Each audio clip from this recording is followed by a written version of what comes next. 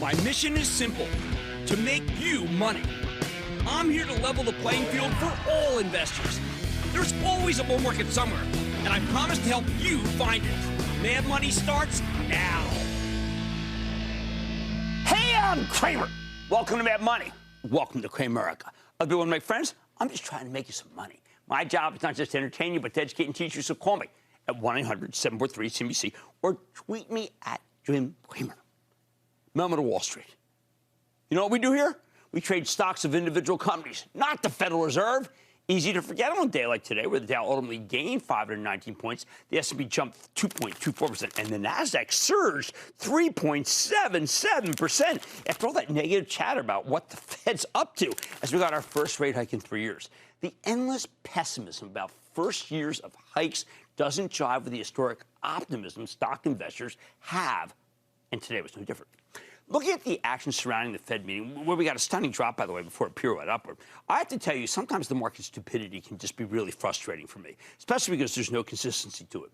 Initially, we sold off when we learned that the Fed might raise rates 7 more times. Then we processed the news and everything rebounded because it's not like any of this was really surprising. It's not even bad. Inflation's a huge problem for business, and anything that can stamp it out will ultimately be a huge positive for stocks.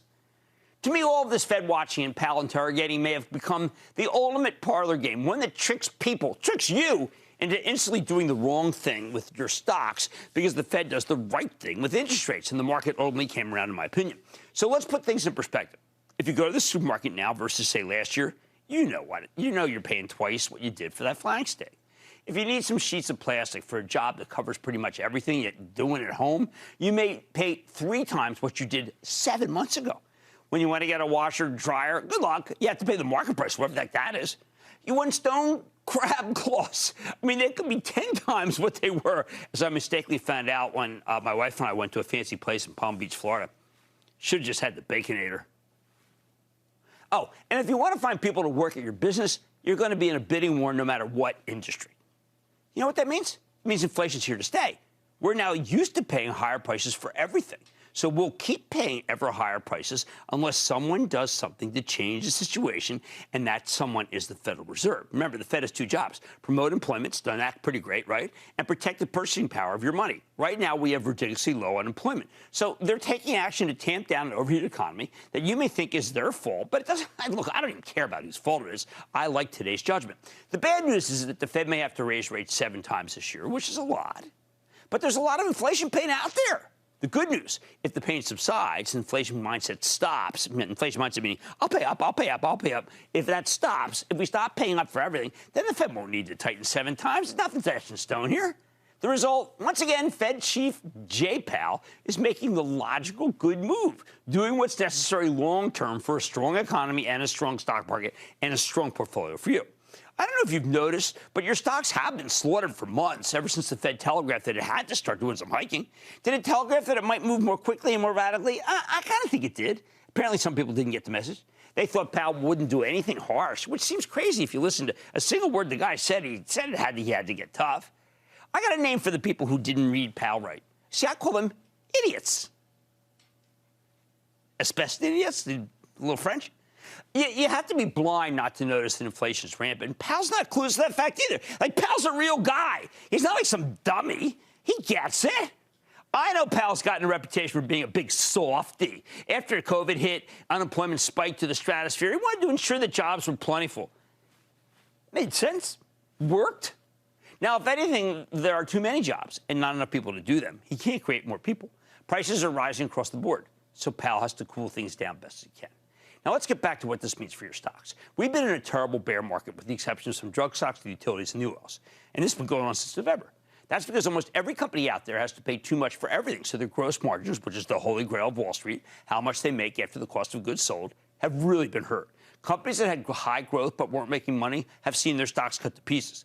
If your business wasn't turning a profit and then returning some of that profit to shareholders, well, your stock sank like a stone, and many people who had those stocks have left the building. All of this is happening because Wall Street expects the Fed to do its job and break the spiral of ever higher prices, some of which indeed had something to do with the Fed creating too much money and allowing rates to stay too low. Okay, nobody's perfect. They can't wave a magic wand and make all inflation disappear, but they can cool down the economy and help us get closer to price stability. That's very important. Persistent inflation is bad for business, and for what's bad for business is ultimately very bad for the economy and bad for you. In short, Powell did what he had to do. So why do we play this parlor game that's obsessed with every word out of the Fed? And they have that, giant Hollywood Squares game they play with him. Hey, Jay, cut it out already. You don't have to do that. You're taking some of these questions like, Mr. Fed Chairman, what'd you say? All right, enough. You see, there are so many investors who are laser focused on whether the Fed's too late in trying to stop inflation. The curve. They're worried Powell might need to be tougher and possibly cause a recession to get the situation under control. I think it's very important if you're trading bonds, but most of you aren't.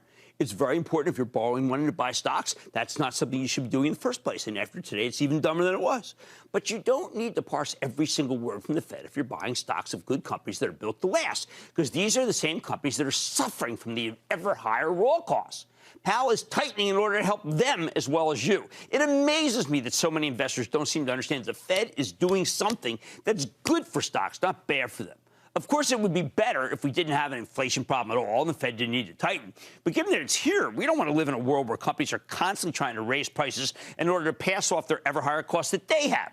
The bear market won't end until the Fed kills inflation. Letting it linger is not a solution. It's nuts that we got a temporary pullback today at all after the rate hike, as this was both, as like it was unexpected and bad. It's neither. So what would have hurt stocks? If Jay Powell lived in some sort of fantasy world where he thought things weren't more expensive, like he never went to the supermarket, doesn't know the price of the flying steak. He's just seeing what everyone else is seeing now. He knows that he has to do something about it. Why is that bad?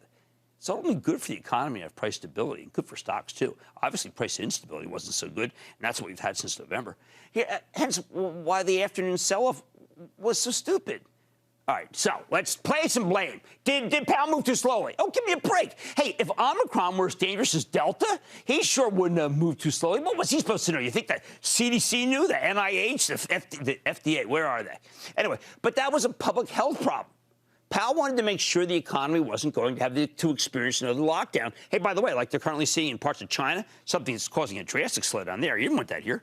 In retrospect, maybe we could have gotten away with raising rates sooner, but I think he did the responsible thing and waited for some clarity. In short, Powell's using what I call common sense, horse sense even. He knows rates are real low. He doesn't want your purchasing power eroded. He needs to break the mindset that it's okay for businesses to endlessly raise prices because everybody else is raising prices because it's a supply chain, and it's time to raise prices because we just got a new price increase ourselves. The bottom line, where I sit, what happened today was good news. And the players of the rate hike parlor game, I got ideas for them. This Candy Crush, my wife plays it before she goes to sleep. Seems to be very mind-numbing. Or maybe they could spend hours upon hours filling out their March Madness brackets. A much better use of their time. Powell's simply doing what's logical, even, sadly, if he isn't going to make the Final Four. Let's go to Fred in California, please, Fred. Yeah. Is this Jim? No, it's someone else. Yes, it's Jim. Booyah, Jim Cramer. Booyah. How can I'm exasperated with people who don't know what Jay Powell's doing. And I apologize to you, Fred. I'm not taking it out on you. I like Jay. What's up?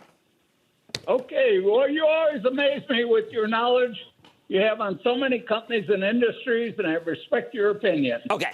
My question is your opinion on Qualcomm, San Diego company. I hear they're leading in 5G technology, which is supposed to be a big improvement in home, autos, and many other things. I am so glad you called, Fred. Okay, so I know the guy who runs the company is this guy, Cristiano Armand. He's from Brazil, and he's brilliant. And the stock is ridiculously cheap, and we've been buying it for the Travel Trust.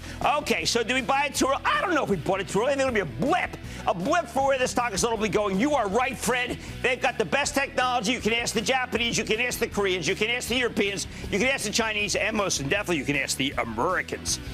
I'm from Philadelphia. It's American. If I could say it the other way, I would. Powell did the responsible thing. He waited for some clarity. He's acting logically. I like that. He's like Spock. All right, that's all there is to it. On Mad Money today, American Express is the backbone of small business, but how is the company supporting them and a host of headwinds? Let's check in with the CEO before that gigantic analyst meeting. Then, can we really trust yesterday's rally or today's action?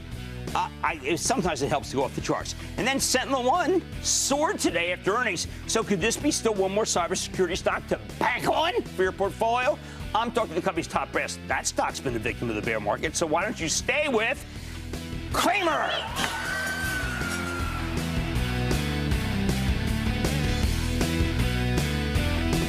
Don't miss a second of Mad Money.